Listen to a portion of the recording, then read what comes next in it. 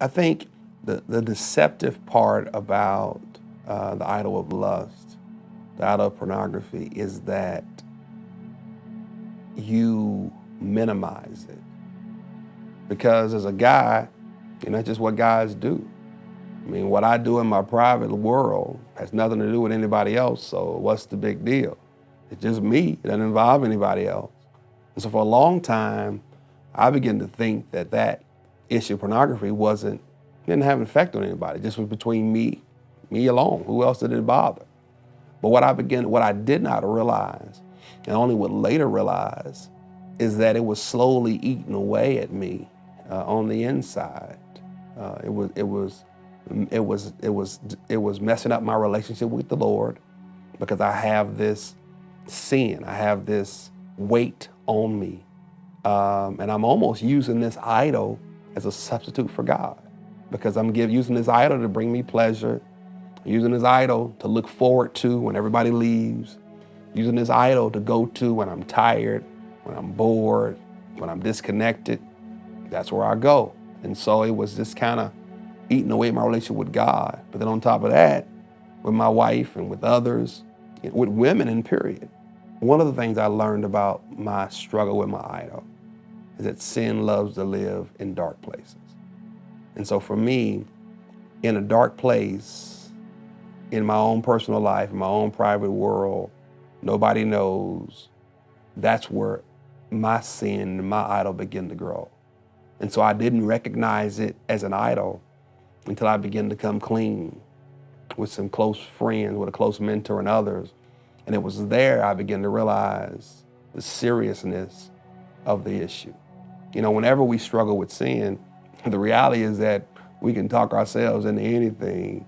We can justify anything. We can explain anything. And so it wasn't an idol for me. It was just something I was doing, something I had a right to do, not bothering anybody.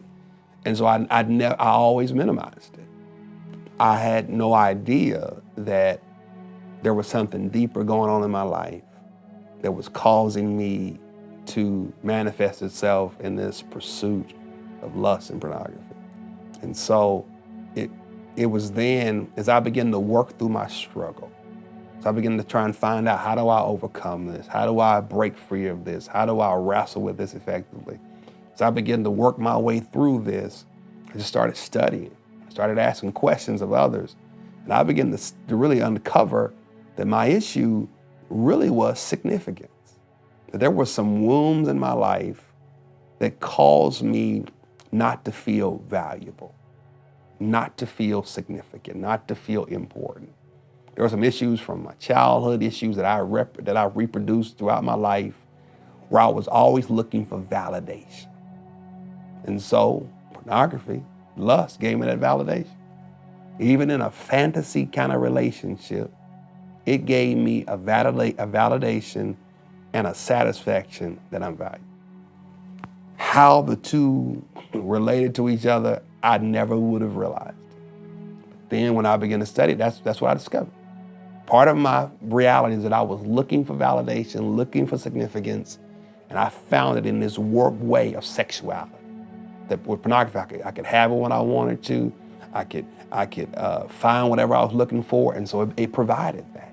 And until I begin to realize that I am valuable in Him, until I begin to realize that I am significant because He says I am, not because of what someone else says, not because of how I feel about that day, but I'm significant because of what God says. I'm significant because of what Christ did for me on the cross.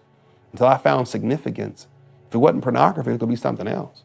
It was going to be my job. It was going to be money. It was going to be education. It's going to be some other idol, surface idol with surface, until I found my significance in Him.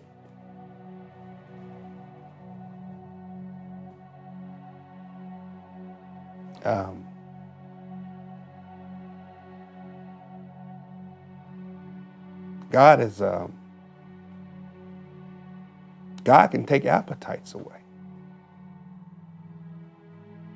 God can take the taste out of your mouth. And it's nothing but God that gave me a greater appetite for Him and began to take it away. So I I don't even desire. There are times when I'm not saying lust is there every day of my life is a fight. Whether it's an attractive woman that walks by, or a movie that I see, and I say, man, it's a struggle. But God has given me so much victory. He has given me an appetite for Him, an appetite for my woman, my wife, an appetite for the destiny the legacy I want my children to have, and the appetite for what I want my church to know about me and what I want men to know about what God can do. God has